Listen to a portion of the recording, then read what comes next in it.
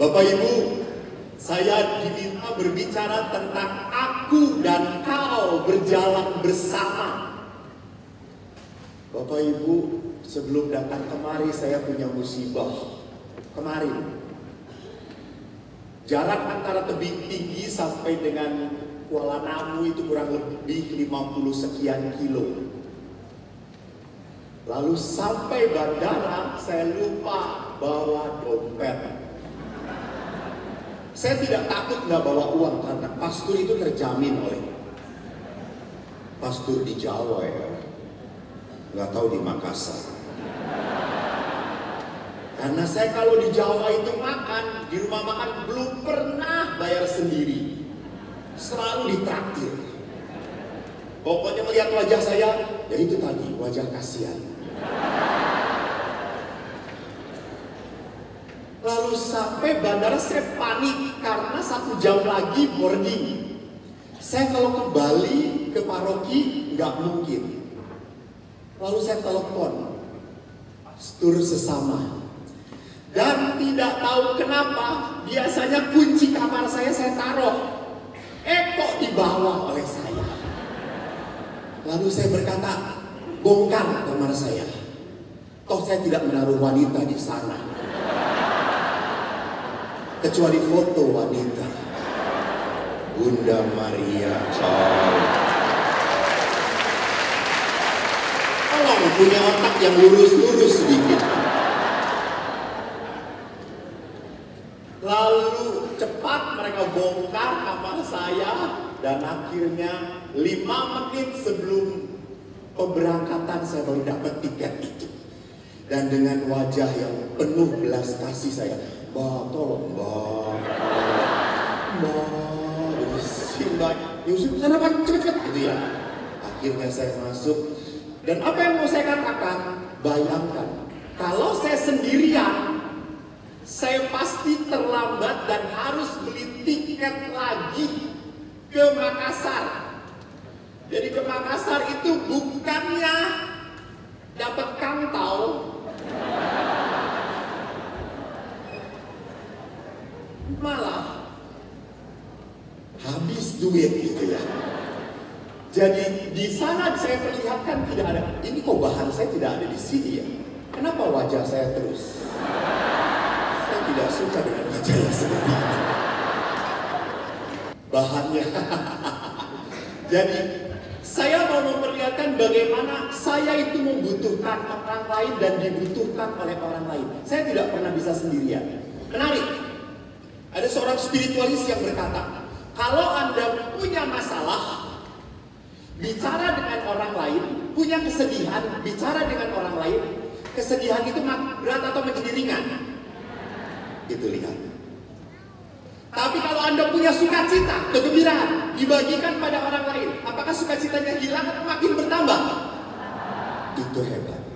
Itu lihat. Jadi kita butuh orang lain. Untuk apa? Untuk melipat gandakan kegembiraan dan meringankan penderitaan. Saya reuni kemarin dengan teman-teman saya. Kita sama-sama satu usia, 50. Tapi saya lihat teman-teman yang laki-laki semua keriput gitu ya. Lebih tua gitu ya. Terus teman-teman yang laki-laki tanya sama saya, kok lu hebat lu, kelihatan muda, apa resepnya kok? Jangan kawin.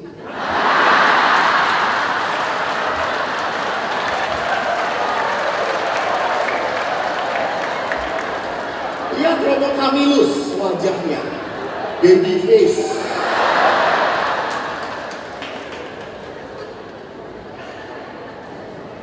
Karena laki-laki itu disentak oleh wanita. Urat satu di sini. Dipototin nama istrinya. Tapi kalau perempuan tidak akan pernah kelihatan. Kenapa? Ditarik sini, disetrika. Kelihatan perempuan. Bulu mata dikasih extension. Maka saya pernah menikahkan orang, perkawinan, dia berkedip, kok bulu matanya diem ya kata saya. Saya ngomong, Weh, mbak, copot. Habis tidak permanen. Pakai lem Aidon, kata saya. Jadi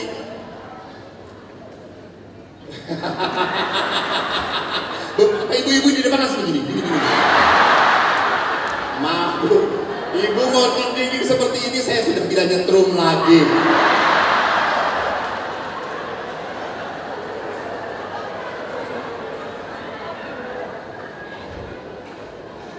Jadi rupanya Bapak Paus di dalam surat tentang pesan Bapak Suci Hari Komunikasi Sedunia mengatakan, dalam konteks komunikasi dewasa ini yang penuh tantangan, mari kita menemukan kembali hasrat terdalam pribadi manusia yang tidak ingin terpuruk dalam isolasi dan kesendirian.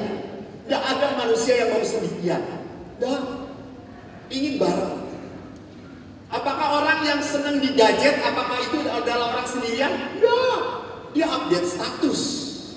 Lihat orang update status di mana-mana, bahkan di WC juga.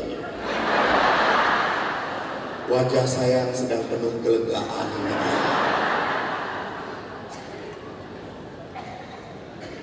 Itu bukan isolasi. Dia mau share tentang dirinya. Dan senang sekali kalau orang-orang langsung like. Terserah gue orang bibir-bibir saya. Oh Anda yang ngatur. Istrimu kan sudah ngatur laki-laki. Lihat itu wanita.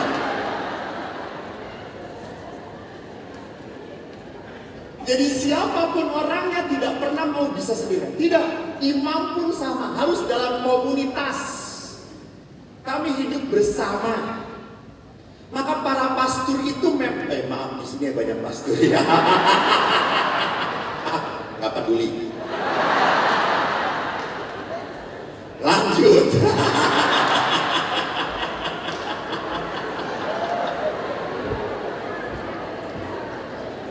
Para pastor pun harus punya kerukunan komunitas dengan teman pastor. Karena kalau tidak rukun dengan teman pastor, ya ganggu rumah tangga orang lain. Apalagi ibu-ibu itu sering ke pastoran Romo.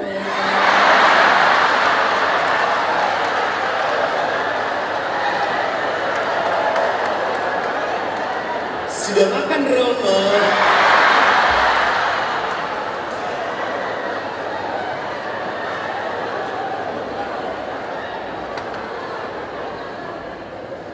Padahal kalau dengan suaminya nggak pernah kayak gitu.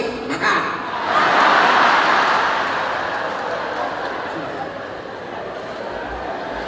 Maka beberapa suami selalu pusing pastor, saya yang kerja keras, pastor yang menikmati.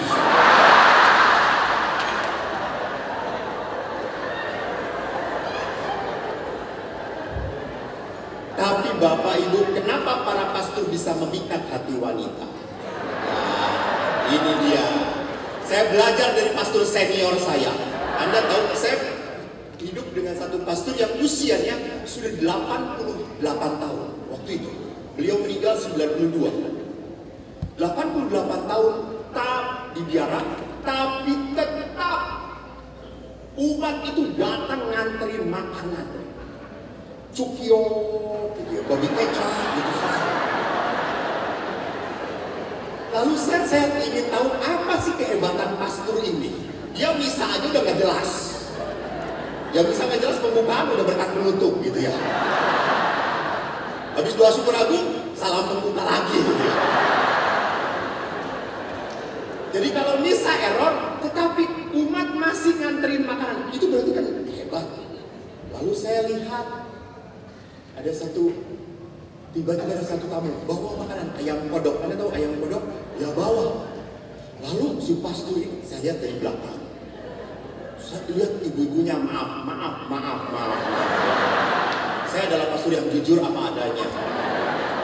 Ibu itu di mana-mana bergelambir.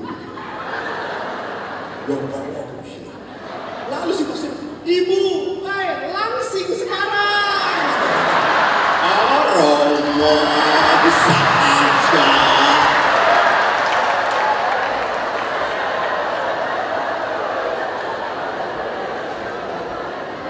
Lalu saya dalam hati, ini pastor kebohongan, dusta. Di sana sini ada macam-macam kok, langsing kata saya. Lalu ibu itu pergi dengan sukacita karena dipuji. Saya datengin pastor berbohong. Lalu dia ngomong, apa saya nggak bohong?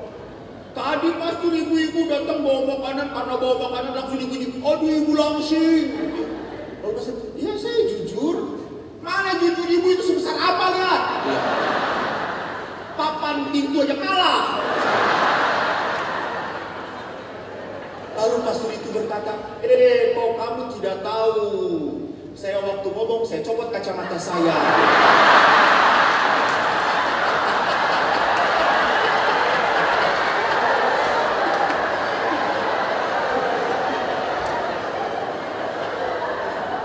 Jadi bapak-bapak, kalau mau memuji istri, merem aja lebih baik.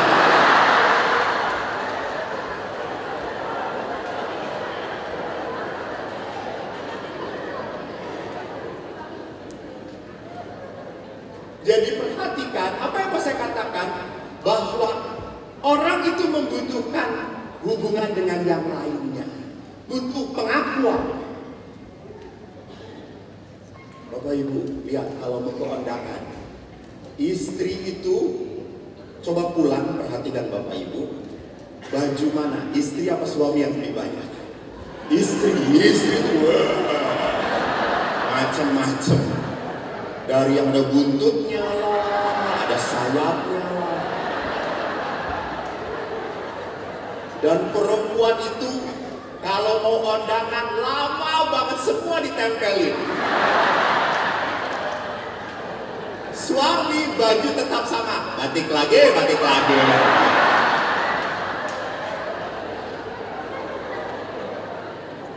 Dan kalau undangan belum berangkat, istri itu kan bolak-balik. Suami ada yang tidak peka dan berkata, nih udah duduk kayak setrikaan, balik gitu. Tidak tahu bahwa istri itu butuh dipuji. Minimal bajunya pujilah, minimal bajunya gitu. Nih keren banget bajunya. Dia akan datang lagi ke kamar lagi gue.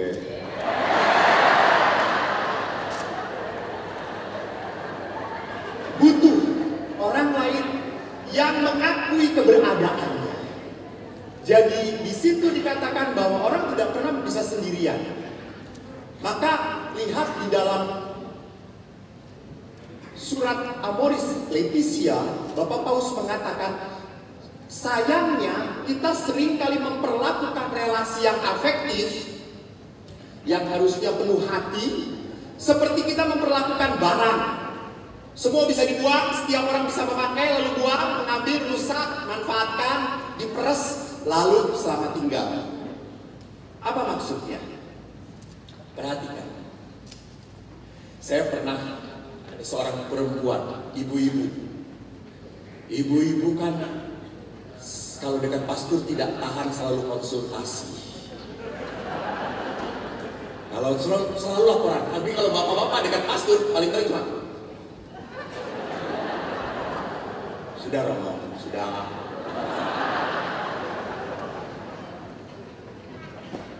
Lalu ibu-ibu ini berkata, pastor, saya kerja di perusahaan pastor. Di perusahaan ini sangat jelas sekali pastor. Kalau dia kerja baik, dapat bonus. Terus naik tingkat. Terus dapat gajinya naik.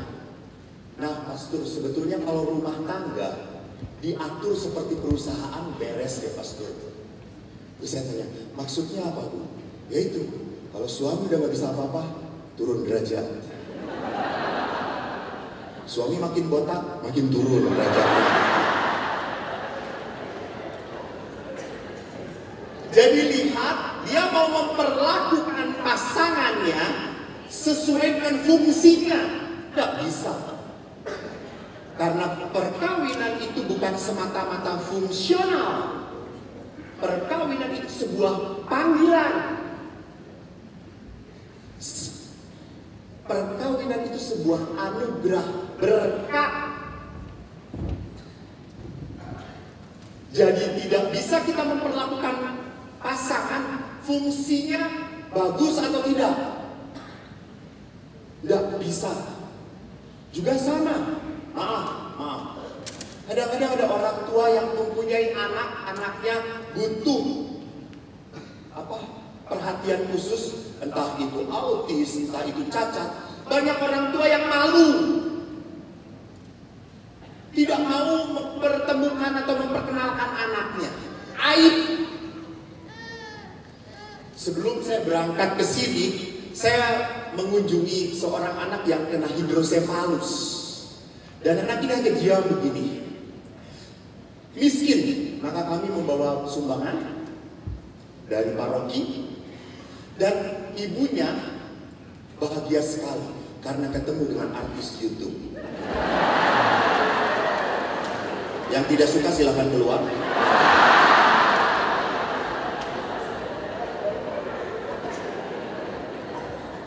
Lalu waktu itu saya tanya, Bu, bagaimana waktu menghadapi kelahiran anak yang cacat ini? Dan ibu itu cerita, Pastor, saya waktu diberitahu dan diperlihatkan anak saya yang kepalanya besar, saya tersenyum. Saya tidak mau menangis di depan anak saya. Tetapi setelah suster membawa pulang keluar, dimasukkan ke dalam inkubator, saya menangis, Pastor. Saya menangisnya bukan sedih karena anak saya cacat, bukan. Saya menangisnya adalah saya miskin. Apakah saya bisa membesarkan anak ini? Karena pasti butuh biaya banyak. Tapi Pastor, sejak anak ini lahir, saya berkata, nyawa saya pun akan saya berikan untuk dia. Ini seorang ibu. Ini seorang ibu yang melihat anugerah di balik peristiwa yang menyakitkan. Jadi dia tidak melihat anak ini sebagai aset fungsi. Gua kasih lu nanti kalau lu besar, tolong orang tua kamu dirawat. Tidak. Jadi di sana diperlihatkan bahwa dia memperlakukan anaknya tidak secara materialis, tapi sungguh punya afeksi, punya hati. Nah, oleh karena itu mari kita kembali kepada apa yang ditulis di dalam kitab suci. Karena ini rekoleksi. Ini rekoleksi atau bukan? Rekoleksi. Ada yang bawa kitab suci?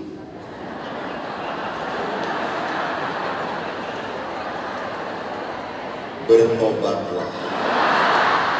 Kerajaan Allah sudah dekat. Ada di HP, Pastor. Memang ada di HP tapi jarang dilihat, saudara-saudara. Dari upload sampai sekarang kejadian terus ya.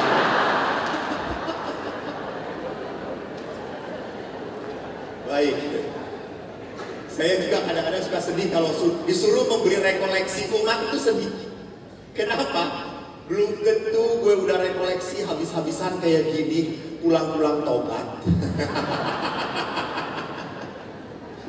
Saya memberi retret sudah 25 tahun dengan anak-anak SD sampai orang tua. Saya dengan anak-anak SD kalau memberi retret senang. Paling gampang membuat mereka menangis. Benar, anak SD gampang. Masuk ke kapel, saya matikan semua. Cuma lilin besar. Lalu saya nyanyikan, saya putar lagu Di Doa Ibuku.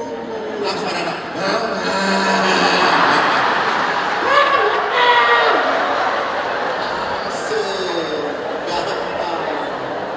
apalagi anak-anak ingat mama kamu. Tapi yang lucunya mereka menangis terseru-seru. Besoknya misa penutup. Lalu saya tanya, kadang-kadang anak SD, kan laki-laki, saya tanya laki-laki. Biasanya kan laki-laki otaknya kosong gitu ya.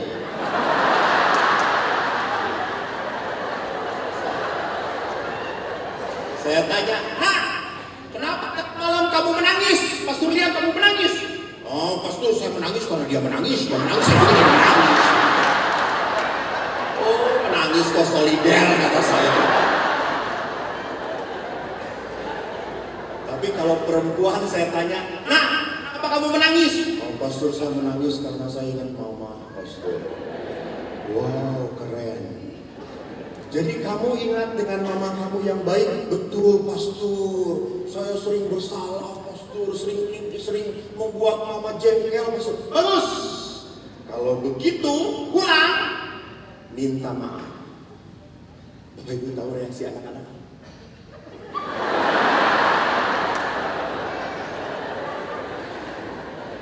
Hoi, kamu kan sedih, menyesal. Kamu pulang minta maaf. Kenapa? Malu. Mama juga kalau salah nggak pernah minta maaf. You know where it's coming from? Nggak jauh dari emaknya.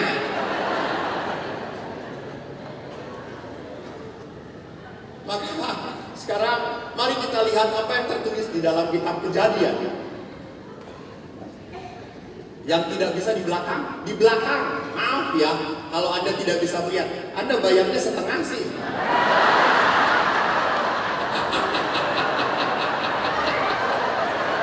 Maka nanti lagi beli tiket yang kelas ini gitu.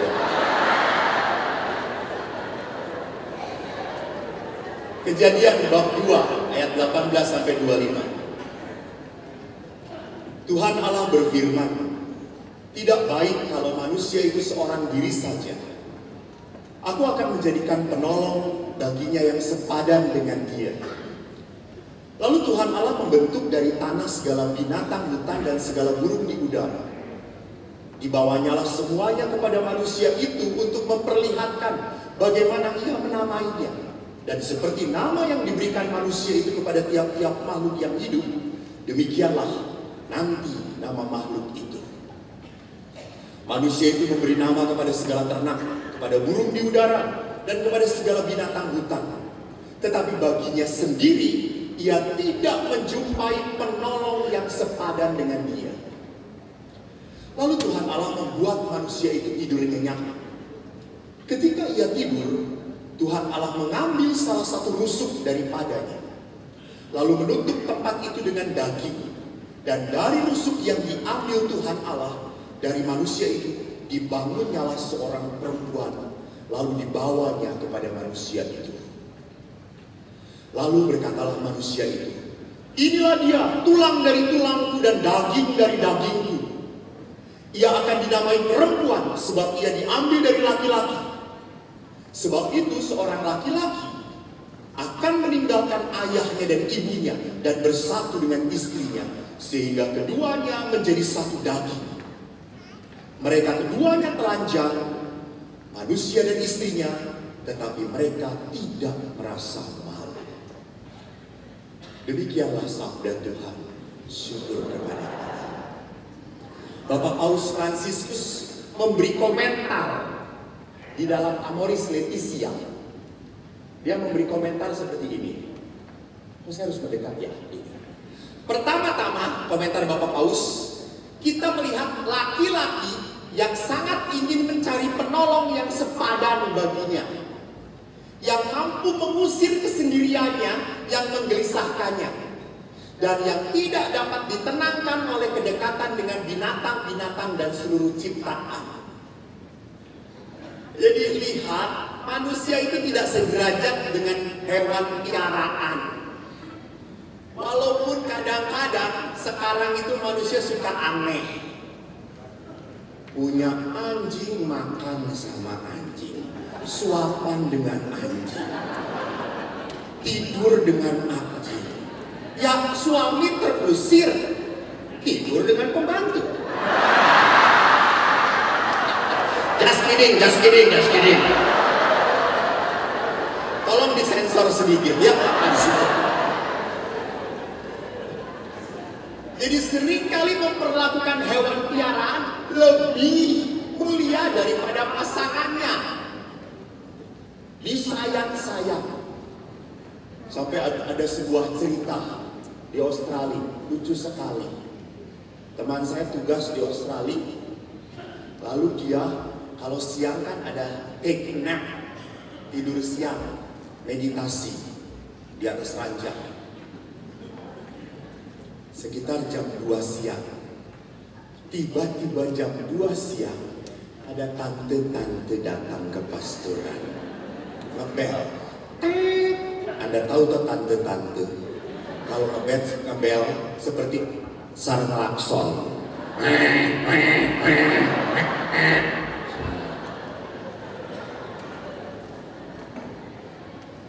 Lalu pastor ini bangun dan lihat, ya tante.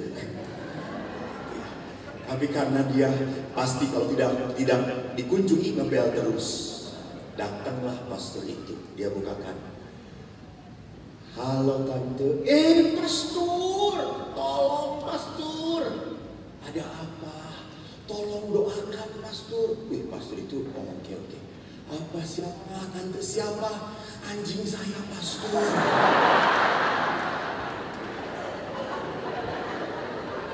Lalu si pastor itu udah jam 2 siang ngebel, doain anjing. Lalu pastor itu berkata, ibu, gereja Katolik tidak terima doa untuk anjing. Lalu saking jengkelnya pastor, karena gereja itu dekat dengan gereja Kristen, dia mengatakan, itu di gereja sana pasti didoakan anjing. Oh, jadi di sini tidak bisa didoakan ya pastor? Tidak. Lalu kemana? Kesana. Lalu sibuk. Sudah pastor, saya ke gereja situ ya. Ya. Pas pergi, ibu itu balik. Pastor. Malah sibuk. Pastor, kalau nanti minta didoakan di gereja sana, stipendiumnya $500 cukup nggak pastor? Lalu pastornya, ngomong dong, anjingnya Katolik.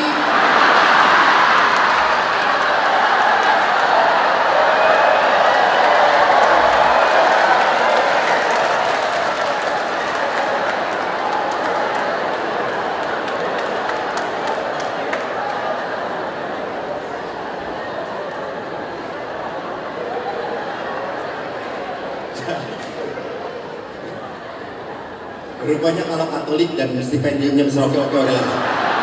Istilah bahasa Jermannya Cincai.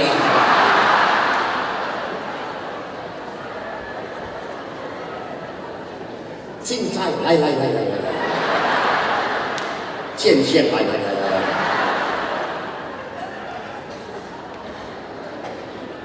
Jadi Bapak Paulus mengatakan bahwa manusia hanya bisa mendapatkan teman yang sederajat, itu manusia, bukan binatang.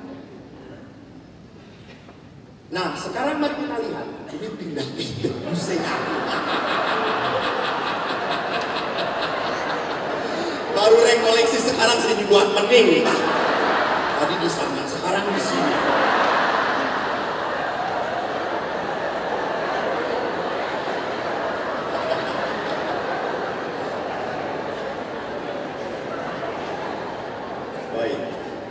Bapak Ibu, tadi dalam kitab maaf, ada yang memberikan waktu kepada saya, timekeeper di atas apa siapa?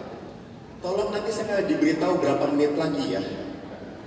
Tidak ada timer.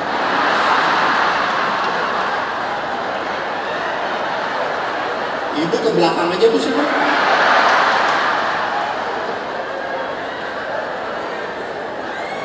Tolong panitia pinjam helm.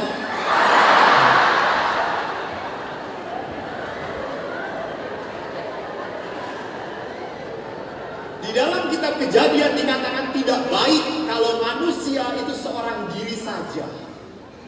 Aku akan menjadikan penolong baginya yang sepadan. Ingat, bahasa di dalam kitab suci penolong, bukan pembantu, bukan jongos. Saya suka jengkel kadang-kadang kalau lihat bapak-bapak yang minum. Kopi ambil. Gunting. Sapu.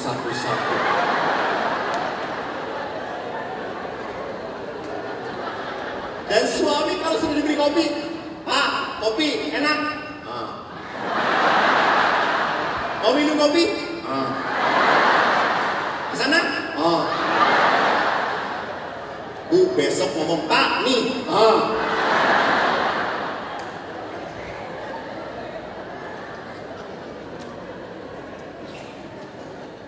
Saya lihat, sering kali saya melihat beberapa ibu-ibu sibuk, gitu, sibuk bapaknya baca koran. Nih sibuk ya. Jadi kok aneh setelah nikah menjadi orang yang tegaan pada pasangannya. Tega melihat pasangannya repot dan dia tenang-tenang. Ini bukan penolong. Ini perbudakan.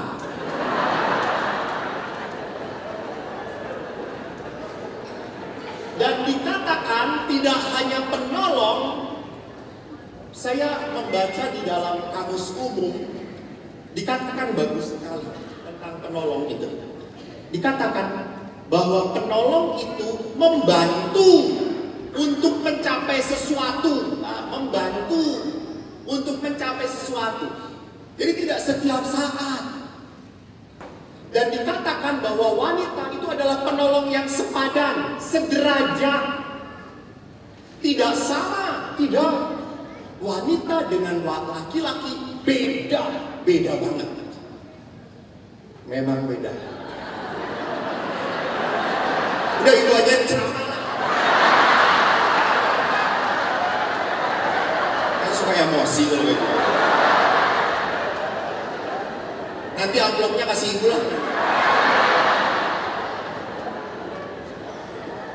Lihat, wanita itu bukan laki-laki dan laki-laki bukan wanita. Perempuan itu, lihat, perempuan itu senang disayang, dibelai, dipuji. Laki-laki enggak, langsung hajar, sikap. Coba di sini, Bapak sudah berapa tahun menikah, Pak? Berapa? 32. Setuju? 32 tahun. Maaf Pak, saya mau tanya, apakah Bapak hafal dalaman istri nomor berapa? Ya nggak perlu ngasih tahu nomornya, cuma tinggal gini aja. Saya juga tidak mau tahu, Tuhan Yesus.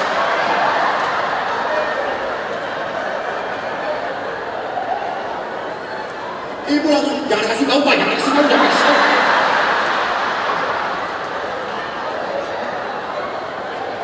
Bu, maaf. Saya hanya mau mengatakan pria tidak pernah mengenal nomor suami istri. Pria selalu fisik. Bagaimana Pak? Dulu segini, sekarang segini loh. Fisik. Tapi perempuan pasti tahu nomornya suami. Betul atau tidak? Siapa yang beli celana dalam suami? Istri. Siapa yang beli celana dalam untuk pastor?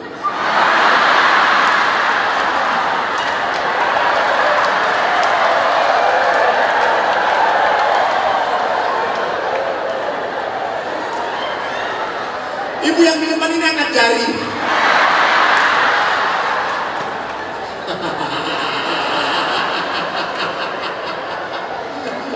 Romo Samuel korbannya. Saya ingat suatu saat saya ulang tahun. Ada encim-encim, ada tahu encim-encim. Pakai encim-encim kan selalu pakai apa? Kain dengan baju yang renda-renda itu. Saya ulang tahun, Jim itu datang, Romo, ini hadiah. Apa Jim? Hadiah kok, pasti Romo senang. Lalu kita nyanyi ulang tahun, sudah happy birthday, sudah nyanyi ulang tahun. Lalu si Jim itu ngomong, Romo dibuka tuh, Romo dibuka. Saya kan harus menghargai orang tua. Saya karena begitu menghargai orang tua, saya buka dan isinya celana dalam. Lalu si Jim itu ngomong, Romo kan senang yang anti selip.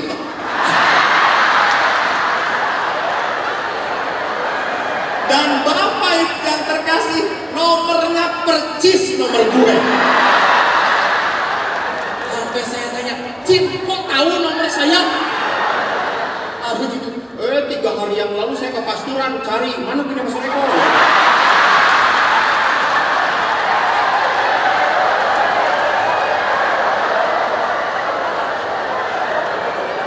Lalu saya tanya, lah kok hafal? Oh saya potret, Romo.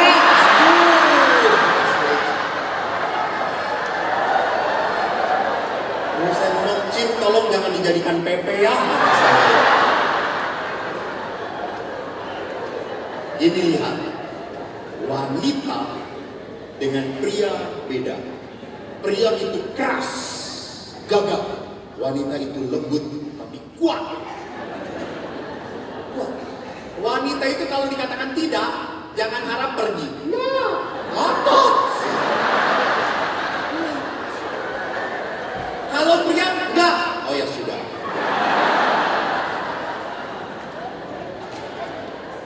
Lihat saja, saya belajar dari ibu saya. Kalau udah nawar di pasar, gitu ya. Kang berapa? 500 neng, 500. 200 lah, 200. Ya udahlah 400 lah neng, 400. 200. Dia udah jauh balik lagi. 200 boleh nggak? 200.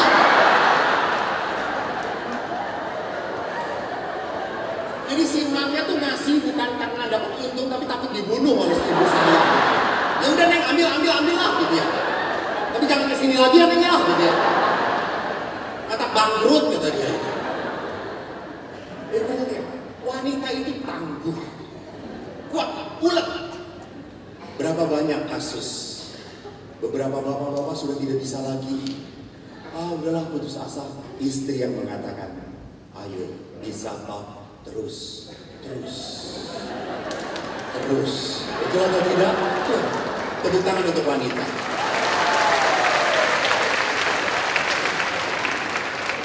Maka saya kalau udah diminta untuk ngisi oleh ibu-ibu, aduh, susah gitu. Pastor bisa nggak? Nggak bisa Bu hari ini. Kalau tanggal ini nggak bisa juga. Ya udah terserah Pastor. Alah, kata saya itu.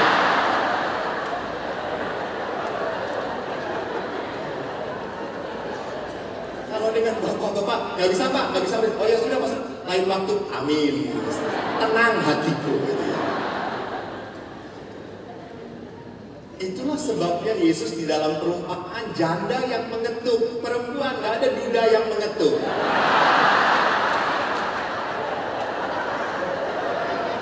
Karena tahu perempuan itu kekuatannya adalah ngemeng.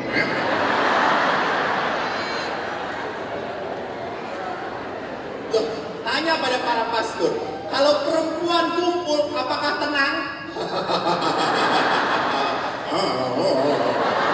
Semua dibahas, dari harga terasi sampai Jokowi.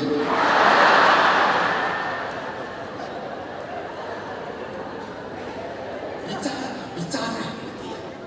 Maka di tempat tidur pun sama toh, istri ngomong terus suami.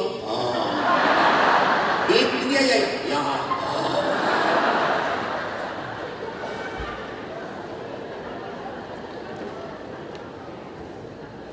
Jadi mari kita perhatikan bahwa saya harus jelas, perempuan dan laki-laki itu sederajat dan komplementer, saling melengkapi. Saya lihat kalau bapak-bapak pulang, ayah saya kalau pulang, ibu itu sudah selalu menyiapkan nas gitel, teh nas gitel, teh panas legi kental. Bapak itu sebelum apa-apa, ibu itu sudah menyediakan satu teko. Bapak tuh minum dia, itu ibu peka. Tapi saya pernah memberi rekoleksi para frater. Seharian ngomong, aqua pun gak dikasih.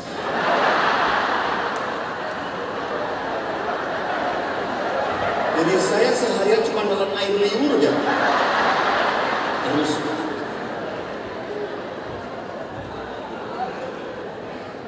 Coba suami istri kalau pergi rekreasi di mana Makassar, satu lagi kata mana? Hah? Bukan Marino, Toraja. Anda ke Toraja pakai mobil pribadi, suami yang nyetir. Siapa yang menyiapkan segala-galanya kalau bukan istri? Suami itu terima jadi. Mah, jeruk ada. Dan sudah dikupas bersih. Mah, roti. Mah, minum.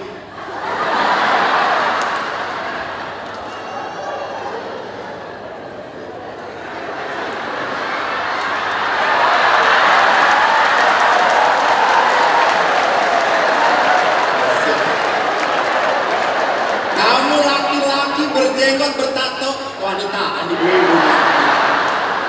Terima kasih bro.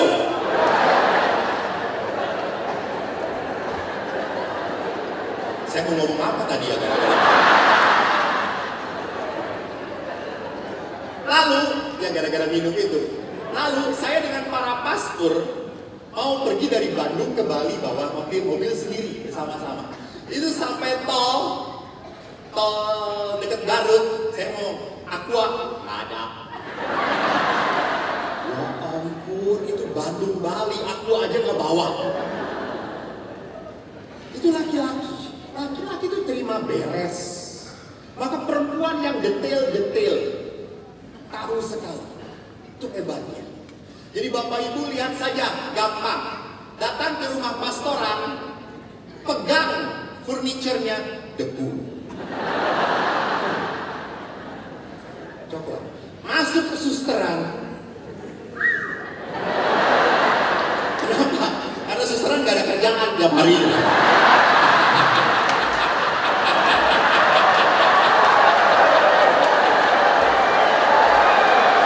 Gak ada suster, gak ada suster. Ada suster. Bukan di sini maksudnya. Ini suster swasta. Ya.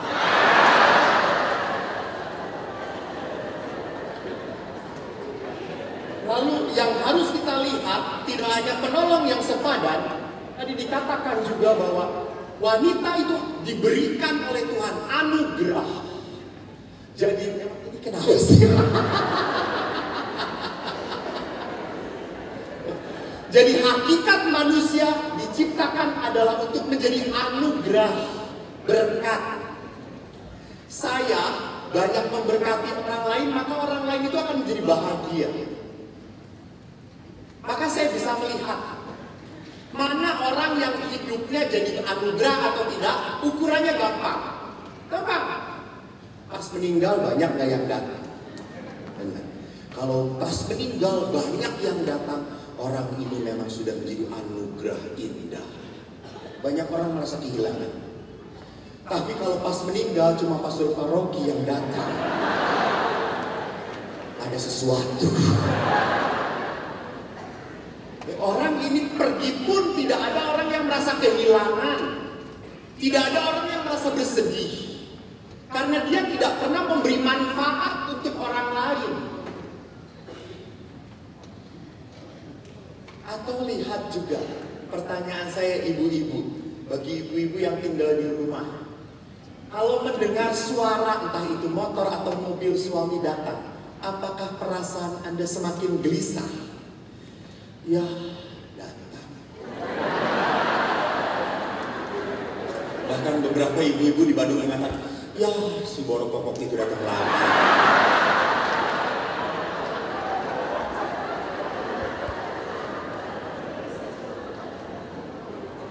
Jadi lihat di sana bahwa saya itu harus menjadi anugerah bagi orang lain. Di dalam perkawinan, wanita itu tidak diambil, diberikan oleh Tuhan. Jujur, saya dulu kagum dengan orang-orang yang tidak menikah. Hebat. Tapi enggak, sekarang saya sangat kagum dengan suami istri yang bertahan dalam perkawinan bertahun-tahun.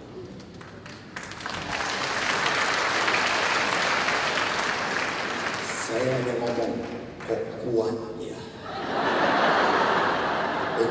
Kalau saya akan kuat. Perempuan itu kan menariknya cuma sejenak. dipandang makin lama haus.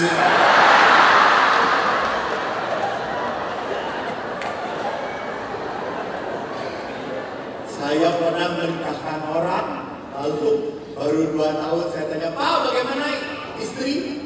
Segini pastor sekarang. Dulu begini, sekarang begini 2 pastor.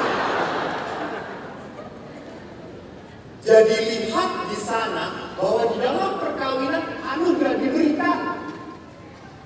Maka seringkali begitu kagumnya saya melihat pasangan, saya lihat laki-lakinya ganteng, perempuannya, ya Tuhan Yesus. Gue aja yang pastor gak suka. Ya saya pria normal.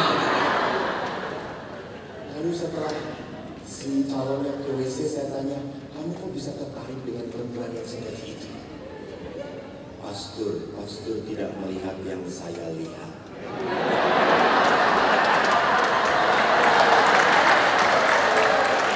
Saya hanya jawab, ya iyalah kalau gue ngeliat yang lu lihat gue jatuh cinta sama dia. Betul atau tidak? Itu perkawinan. Begitu misteri. Apakah ibu lihat misteri itu?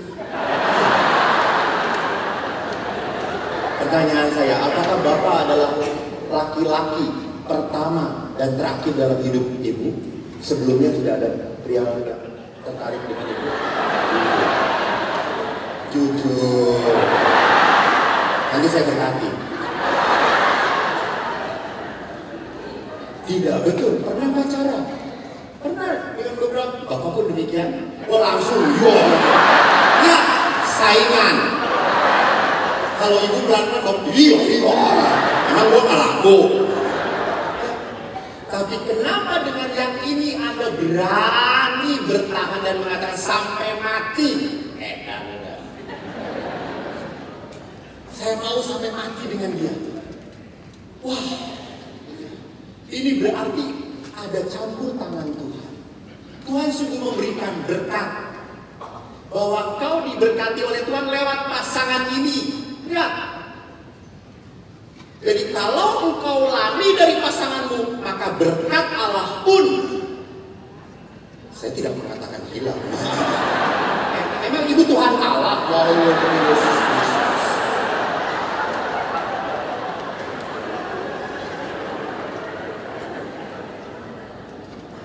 Jadi kalau Anda tahu bahwa perkawinan itu berkat anugerah, maka pada saat Anda lari dari anugerah itu, Anda tidak akan menemukan kedamaian. Berkat Allah ada, tetap ada, tapi damai, sukacita tidak akan ada. Rasakan. Saya pernah memberi retret dengan jubah seperti ini lengkap. Tiba-tiba ada anak SD mendekati saya. Lalu dia kagum lihat jubah saya. Pastor! Ya, pastor ini gembala di gereja Katolik ya? Ya, saya Kristen pastor. Saya punya bapak pendeta. Oh, pastor hebat ya. Katanya pastor ini tidak kawin ya. Saya berkata, ya, saya tidak kawin. Jadi pastor homo ya.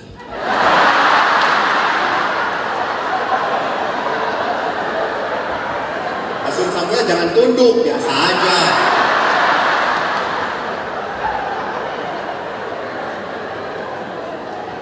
Terus saya mengatakan, gue normal. Lalu dia tanya, karena kan namanya anak-anak kelas 6 SD ingin tahu. Jadi pastor ini bisa jatuh cinta? Bisa. Dan ada yang jatuh cinta pada pastor? Banyak. Lalu dia tanya, siapa pastor? Encim.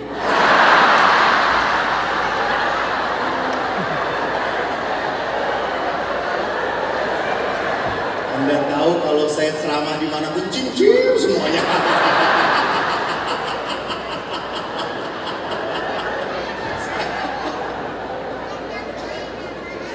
Lalu anak ini, wah pastor bisa menikah dan tidak mau menikah. Kenapa tidak mau menikah? Terus saya ngomong, saya mau melayani Tuhan. Wih, pastor mau melayani Tuhan? Berarti pastor kalau tidak mau menikah dan melayani Tuhan seumur hidup, pastor nanti pasti masuk surga ya. Terus saya ngomong, belum tentu. Lalu dia tanya, loh kok gitu? Kan yang mengatur masuk surga bukan saya, Tuhan Allah. Lalu anak itu langsung ngomong, kalau begitu kasihan ya jadi pastor. Terus saya ngomong, maksud lu apa? Ya jadi pastor itu kasihan. Kenapa kasihan? Ya pastor itu kan manusia normal, jatuh cinta dan ada orang yang mau menjatuhi cinta pada pastor. Tapi pastor menolak karena pastor ingin melayani Tuhan. Setelah melayani Tuhan belum tentu surga. Kan kasihan. Nah, saya nggak kawin supaya tidak punya anak seperti lo.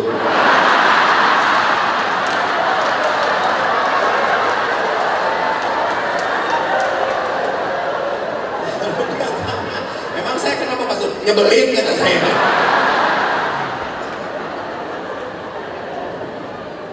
Dan rupanya anak ini tetap penasaran. Tanya lagi, pastor. Kalau pastor ya nanti masuk surga. Lalu di surga itu pastor boleh kawin, boleh jadi pastor. Pastor mau jadi apa? Lalu saya mengatakan, nah, saya tidak pernah menyesal jadi pastor. Kalau saya masuk surga, saya tetap jadi pastor. Nah, sekarang pertanyaan anak ini saya lemparkan pada Bapak Ibu. Seandainya masuk surga, apakah Anda masih memilih suami yang sama?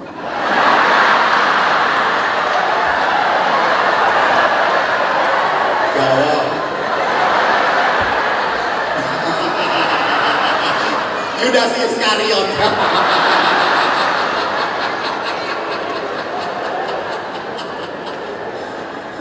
Dengan tenangnya menjawab, oh jip-jip yang lain lah.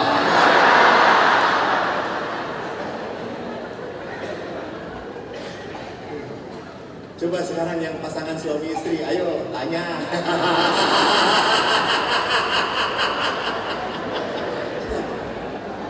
Apakah masih memilih yang sama atau tidak? Pertanyaannya, kenapa tidak? Berarti ada sesuatu. Jadi lihat di sana bahwa anugerah dalam perkawinan tidak pernah dicabut oleh Tuhan. Hanya masalahnya saya memelihara atau tidak anugerah itu. Saya pun sama menjadi imam dulu sejak kecil. Saya sejak kecil ingin jadi pastor. Ditanya, mau jadi apa kok? Pastor. Yang tidak bangga itu bapak saya. Karena Anda tahu toh, saya waktu di YouTube. Saya kemarin ke Balikpapan memberi seminar. Lalu anak kecil ada, oh ini ya pastor yang bodoh itu ya. Kurang ajar.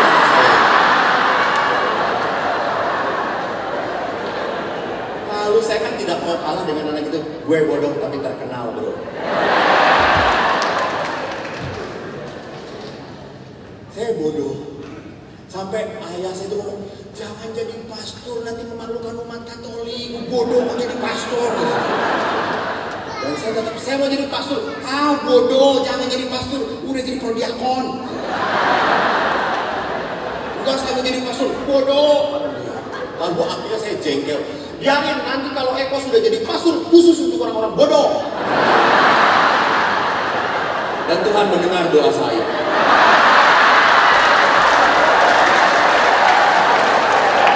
Saya tidak mengatakan Anda bodoh ya. Anda yang menyimpulkan.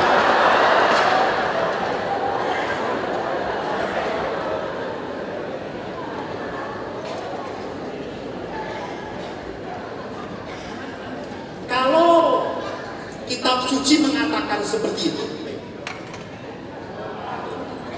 Masih lama.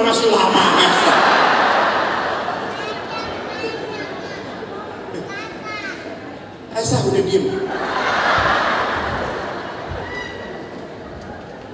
Di dalam kitab hukum kanonik dikatakan tujuan perkawinan itu apa? Dalam kanon 1055 dikatakan perjanjian perkawinan dengan mana pria dan wanita membentuk antara mereka kebersamaan seluruh hidup Dari sifat kodratnya terarah pada kesejahteraan suami istri, serta pada kelahiran dan pendidikan. Mari kita lihat, tujuan pertama dan utama perkawinan bukan kelahiran anak. Jadi tujuan pertama dalam perkawinan adalah saling menyejahterakan. Saya tahu kalau sejahtera itu berarti tahu sekali apa yang disukai oleh pasangan saya dan apa yang membuat tersinggung pasangan saya. Itu menyejahterakan. Jadi kalau tahu ini menyinggung pasangan saya tidak akan ngomong menyakiti dia. Nah, kalau saya tahu dia suka, saya bawakan. Menyejahterakan. Di pasturan pun karena saya dididik oleh ibu saya. Ibu saya sangat baik sekali. Ibu tuh kalau pulang kerja selalu bawa oleh-oleh. Jadi anaknya 4, kalau bawa tahu 4. Dan karena Eko nomor 1, Eko yang duluan, Eko yang besar. Adik-adik yang kecil-kecil. Kenapa? Adik saya protes, kenapa kakak besar? Karena nomor 1 paling besar. Dan rupanya karena ibu tuh kalau kemana-mana bawa oleh-oleh, saya pun sama. Kalau pergi dari mana-mana bawa oleh-oleh. Dari Makassar ini belum ada yang menawarkan. Maaf, ini saya bukan laporan, cuma curhat saja.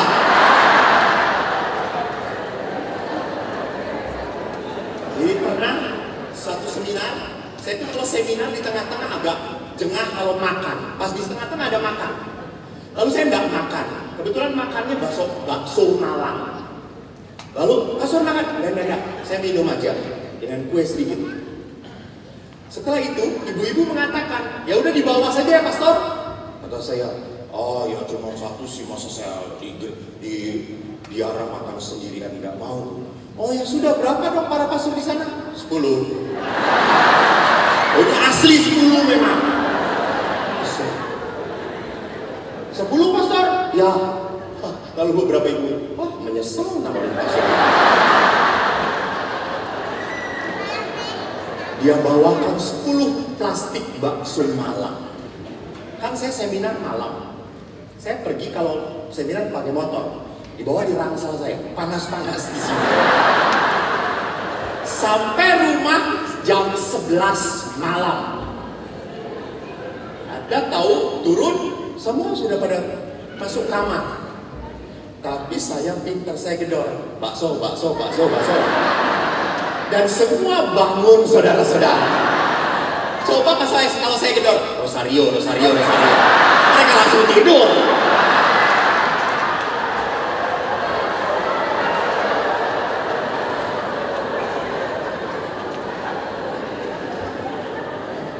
Jadi itu, mereka tahu kalau Eko pergi selalu bawa oleh-oleh. Itulah sebabnya para pastor kalau saya pergi ke Makassar, sip, silakan. Senang mereka saya pergi itu.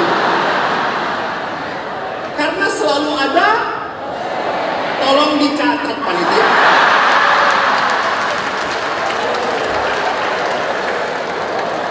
Bapak Ibu menyejahterakan pasangannya, saya harus menyejahterakan para pastor.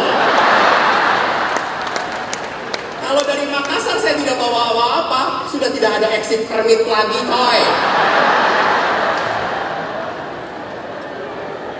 Menyejahterakan. Saya tahu apa yang menjadi kesenangan para pastor. Lihat di sana. Pernah saya memberi seminar, lalu saya tuh ngomong pada bapak-bapak, Pak, tolonglah senangkan pasangan. Lalu seorang bapak terinspirasi. Pada saat istrinya ulang tahun, dia cepat-cepat cari hadiah. Tapi namanya bapak-bapak bingung, apa yang istri gue suka ya? Karena dia suka segala-galanya.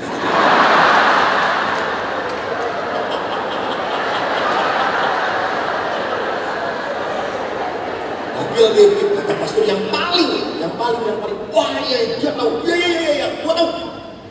Lalu dia cari, Langsung, Pak, cari yang paling besar. Dibungkus rapat. Emang kenapa, Pak? Mau kasih surprise untuk istri terkasih. Oke, Pak. Diraput. Lalu dia pulang. Gak biasanya dia ngebel. Biasanya langsung masuk dia ngebel. Ting-tong. Istrinya langsung buka. Apaan sih ngebel-ngebel? Ini jam berapa? Terlambat. Lalu istrinya, suaminya, Ma, happy birthday ya. Ih, Papa.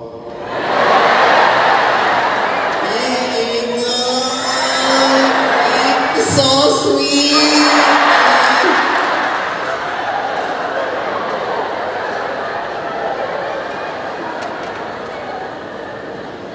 Lalu dikasihkan, Mam, ini hadiah untuk Mami. Mami pasti suka banget. Ih, Mami. Nanti malam mau apa sih?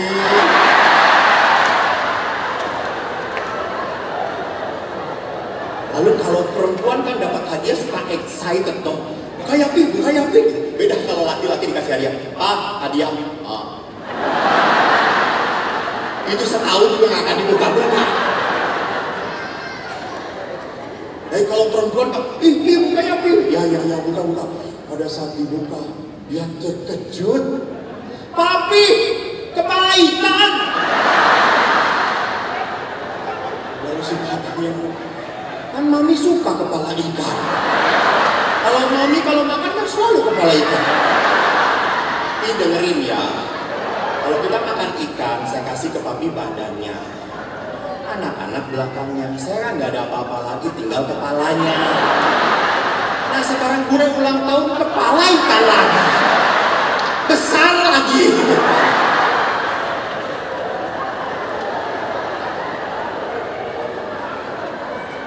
Jadi Bapak Ibu yang terkasih, ingat, kita tidak pernah bisa mengerti wanita.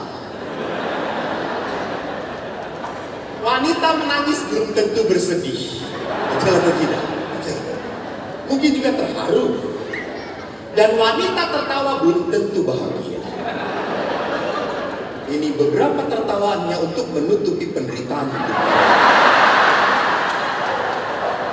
Kenapa saya tidak pernah punya suami seperti yang digambarkan pastor ya?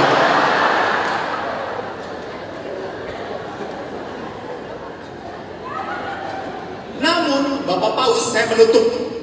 Ya, yang 7. Saya menutup. Bapak Paus mengatakan makna kesatuan, panggilan untuk bertumbuh dalam kasih tadi, saling menyejahterakan, seringkali dibayang-bayangi desakan yang nyaris eksklusif pada tugas prokreasi. Jadi apa maksud Bapak Paus di dalam tulisan itu? Paus sering mengatakan bahwa ada keluarga-keluarga yang tidak dianugerahi anak, lalu merasa bahwa perkawinannya tidak berguna lagi. Ngapain saya bertahan menikah kalau tidak punya keturunan? Ini salah karena menomorsatukan apa yang menjadi nomor 2. Karena anak itu anugerah, tidak bisa dipaksakan oleh Tuhan kepada Tuhan. Tidak bisa. Dan anak itu bukan hak, bukan otomatis. Tidak. Terserah Tuhan. Anugerah. Jadi Bapak Paus mengatakan jangan sampai ketidakberadaan anak menghilangkan kesejahteraan hidup berkeluarga. Karena sekali lagi anugerah perkawinan adalah saling menyejahterakan. Itu yang pertama. Baru yang kedua, anak. Bapak Ibu kemarin bertemu dengan Bapak Paus, Uskup Bandung, Monsinyur Antonius Subianto Benyamin. Itu satu angkatan dengan saya. Cuma kita beda nasib.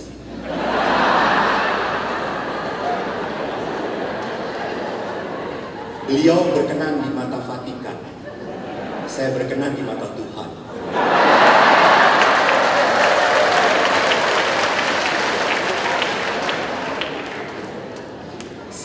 SD sama-sama. SMP saya pisah 3 tahun. SMA, seminari sama-sama. Kuliah, Fakultas Filsafat sama. Beliau OSC. Dan saya kagum dengan dia itu. Kenapa? Dia pintar banget. Dia itu kalau belajar, saya tahu belajar itu cuma kayak gini. Ini cara belajarnya dia.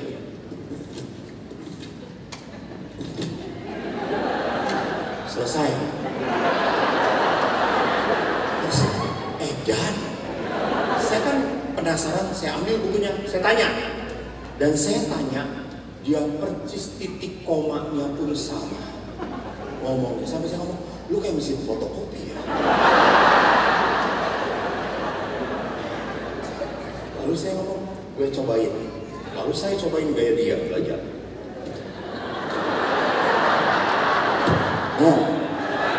Tanya. Lalu dia tanya, ini nih, emang ada di situ?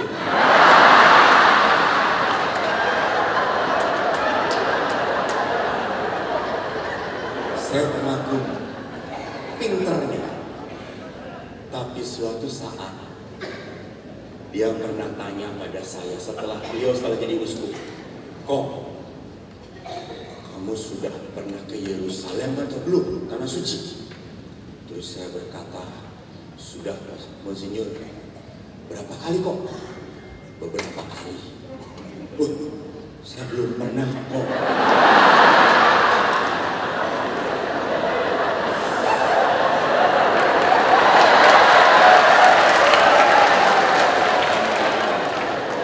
Terus Monsinyur saya kembali tanya, Monsinyur pernah ke Vatikan belum? Oh ya, pernah sering ke Vatikan. Ngapain Monsinyur? Rapat. Kalau kamu kok? Beberapa kali Monsinyur. Ngapain? Rekreasi.